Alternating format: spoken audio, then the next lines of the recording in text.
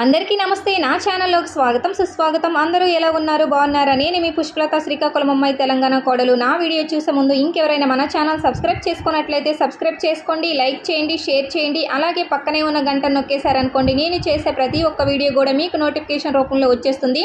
వీడియోలోకి అయితే వెళ్ళిపోదాం. ఈరోజు వీడియో ఏంటంటే మా గ్యాంగ్ అంతా కలిసి ప్రోగ్రామ్కి బయలుదేరిపోయాము. ఇది వరకు ఇక్కడిక్కడ లోకల్లో ప్రోగ్రామ్ చేసేవాళ్ళము. ఈరోజు లోకల్ కాదండి, అన్నపరెడ్డిపల్లి దాకా బయలుదేరాము. ఇక్కడ నుంచి గంటన్నర జర్నీ ఉంటుంది. వెహికల్ కూడా బుక్ చేసుకున్నాము. అందరం ఒకటే దగ్గర గ్యాదర్ అయ్యి బయలుదేరిపోతున్నాం.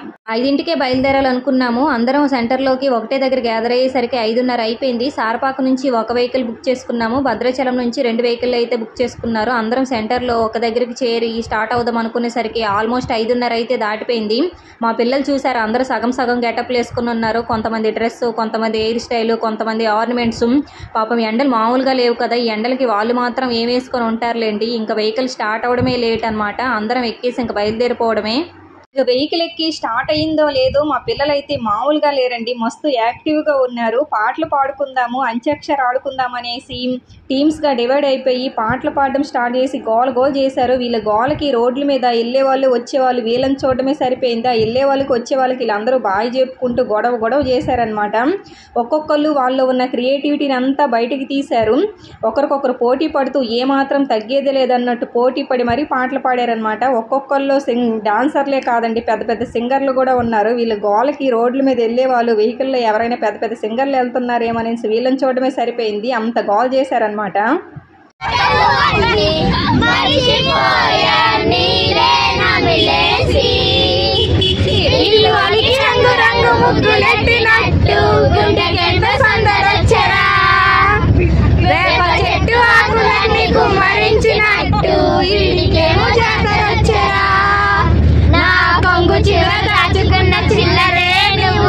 రాత్రిలంతా నిద్రపోయి అల్లరే నీదిరా మోడు వాయిపోయి ఉన్న ఇలాంటి ఆశకేమో ఒకసారి తిరిగొచ్చేరా. నా మనసే నీ వెనక తిరిగినది, నీ మనసే నాకెమ్మని అడిగినది.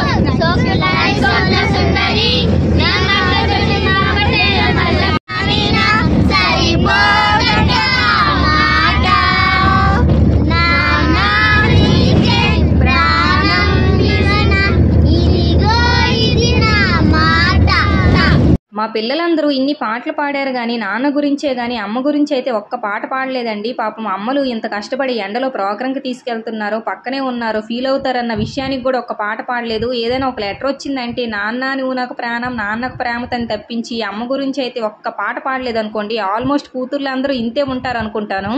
ఫైనల్గా అన్నపరెడ్డిపల్లికి అయితే చేరిపోయాము. మేము వెళ్ళేసరికి నైట్ పూట ఆల్మోస్ట్ 8 o'clock అయిపోయిందండి. ఊరు మరి చిన్నదో పెద్దదో మేమైతే వెళ్ళేసరికి చీకటి పడిపోయింది కదా, అంతగా చూడలేదు. ఊరు చివర ఈ అంకమ్మ తల్లి గుడి ఉండేసరికి అక్కడికైతే వెళ్ళిపోయాము. గుడి అయితే చాలా పెద్దగా, చాలా విశాలమైన ప్లేస్లో చాలా ప్రశాంతంగా ఉంది, చాలా బాగుందండి. ఊరు పల్లెటూరు అయినా సరే ఈ ఊళ్ళో వెంకటేశ్వర స్వామి గుడి, శివాలయము, అంకమ్మ తల్లి గుడి చాలా ఫేమస్ అంట. శివాలయం, వెంకటేశ్వర స్వామి గుళ్ళు కూడా చాలా పెద్దగా ఉంటాయంట. పల్లెటూరు అయినా సరే గుళ్ళని మాత్రం బాగా డెవలప్ చేసుకున్నారు. అమ్మవారిని అయితే దర్శించుకున్నాము. అమ్మవారి పక్క దేవుళ్ళు కూడా మాకైతే చాలా వెరైటీగా అనిపించాయి. అంకమ్మ తల్లి వార్షికోత్సవాల సందర్భంగా ఇక్కడికైతే మేము డ్యాన్స్ ప్రోగ్రామ్ చేయడానికి వచ్చామన్నమాట. మేము వెళ్ళడంతో నైట్ 8 అయిపోయింది కదా, ఇంకెవరికి వాళ్ళము పేరెంట్స్ అందరం పిల్లలకి మేకప్లు వేసుకొని మేకప్లు కంప్లీట్ అయిన తర్వాత ఎవరికి వాళ్ళమే వచ్చి అమ్మవారిని దర్శించుకోవడం అయితే జరిగింది. ఆ నైట్ 8-8:30 అప్పుడు కూడా అమ్మవారి దగ్గర ఏవేవో పూజలు చేస్తున్నారు. తర్వాత అమ్మవారికి నైవేద్యం పెట్టే టైం అయింది అనేసి నైవేద్యం పెట్టి కాసేపు డోర్స్ క్లోజ్ చేసేసారు. డోర్స్ ఓపెన్ చేసినంత వరకు అమ్మవారి దగ్గర వెయిట్ చేసి తర్వాత అమ్మవారిని అయితే దర్శించుకున్నాము. సారపాక నుంచే కాదు భద్రాచలం నుంచి కూడా చాలామంది వచ్చారని చెప్పాను కదా.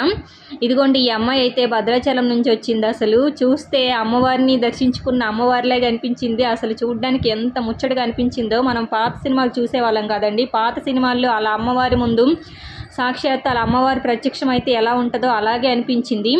ఆ గెటప్ విషయం పక్కన పెడితే ఆర్నమెంట్స్, ఆ కిరీటము, ఆ డ్రెస్ అదంతా మొయ్యడం గొప్ప విషయం అనమాట. ఒక్కొక్కసారి 7-8 గంటలు మొయ్యాల్సి ఉంటుంది. ఇక అయితే అక్కడ ప్రోగ్రామ్ స్టార్ట్ అయిపోయింది అనేసి ప్రోగ్రామ్ దగ్గరికి అయితే వెళ్ళిపోయాము. అయితే ప్రోగ్రామ్ స్టార్ట్ అయ్యేసరికి 9 o'clock అయిపోయింది. స్టార్టింగే ఈ బుడ్డోళ్ళని ఎక్కించారు. వీళ్ళైతే భద్రాచలం నుంచి వచ్చారు. వీళ్ళు వచ్చేటప్పుడే లిప్స్టిక్, పారాని మూతికి మొహానికి రాసుకొని ఆల్మోస్ట్ తిరగడం అయితే జరిగింది. ఇక్కడికి వచ్చిన తర్వాత మళ్ళీ వాచ్ చేసేసి నీట్గా మళ్ళీ మేకప్ వేశారు. స్టేజ్ కింద నుంచి ఎవరైనా ఒక స్టెప్ హింట్ ఇస్తారేమోననేసి వాళ్ళు కిందకు చూడటమే సరిపోయింది. మొత్తానికైతే అంత దూరం నుంచి వచ్చి చేయడానికి మెచ్చుకోవాలి. వాళ్ళని చూస్తే చాలా ముచ్చటేసింది. అంతా బాగానే ఉంది, కానీ మేము డ్యాన్స్ చేసిన తర్వాత చూసి ఆడియన్స్ అయితే తక్కువ అయ్యారు. స్టార్టింగ్లో లేట్ అయిపోయింది. స్టార్ట్ చేయమంటే 9 అవ్వంది. ఇక్కడ ఎవరు రారు, అందరూ వ్యవసాయ పనులకు పోయేవాళ్ళు. 9 గంటలకి తినేసి అందరూ వస్తారని చెప్పారు. స్టార్టింగ్లో ఎవరిదో సంగీతం పెట్టారు. ఆ సంగీతం అప్పుడు ఎవరో కొంతమంది 20 మంది దాకా ఆడియన్స్ ఉన్నారు. ఆ సంగీతం చూసిన తర్వాత వాళ్ళకు బోర్ కొట్టి ఉన్న వాళ్ళు కూడా వెళ్ళిపోయారు అనమాట. మేము స్టార్ట్ చేసి మేము డ్యాన్స్లు వేసేసరికి అసలు చూసే వాళ్ళు కాదు కదా, ఎవ్వరూ లేరనమాట. ఆడియన్స్ చాలా తక్కువ అయ్యారు. అదేంటో కానీ ఈ మధ్య సిటీలనే కాదు, పల్లెటూరులనే కాదు, ఇది ఒక పెద్ద ఫ్యాషన్ అయిపోయిందండి. రికార్డ్ డ్యాన్సులని, డ్యాన్స్ బేబీ డ్యాన్సులని, లేకపోతే డీజే బాక్సులని, ఎవరైనా సెలబ్రిటీస్ వచ్చి డ్యాన్సులు వేస్తారు, పాటలు పాడతారంటే జనాలు పనులు మానుకొని మరీ కుప్పలుగా వచ్చి చూసేస్తారు. మనం బయట పెళ్ళిళ్ళలో చూస్తుంటాం కదా, డీజే బాక్సులు పెట్టి పెద్ద సౌండ్ పెట్టేసి రాత్రి పగులు అనే తేడా లేకుండా మరి డ్యాన్సులు వేస్తారు. అదే ఇలా సాంప్రదాయబద్ధంగా దేవుడి సన్నిధిలో నాట్యం చేస్తే మాత్రం ఎవ్వరూ చూడడానికి రారు. అంత దూరం నుంచి వచ్చారే పాపం, ఇంత కష్టపడి చేస్తున్నారే పాపం, 2-3 గంటలు జర్నీ చేసి వచ్చారు కదా, చిన్నపిల్లలు ఇంత కష్టపడి చేస్తున్నారన్న విషయానికి కూడా ఎవ్వరు చూడడానికి రాలేదు. చాలా తక్కువ మంది వచ్చారు. ఎవరు చూసినా చూడకపోయినా, ఆడియన్స్ ఉన్నా లేకపోయినా సరే, మన వంతుకు మనం వెళ్ళామంటే మన పని మనం చేసుకొని రావాలి. మనం ఒక రకంగా దేవుడి సన్నిధిలో నాట్యం చేశామంటే దేవుడికి ఒక రకంగా పూజ చేసినట్లే. దేవుడికి పూజ చేసిన తృప్తి, ఆ దేవుడి ఆశీస్సులు మనకి ఎప్పుడు ఉంటాయి అన్నమాట.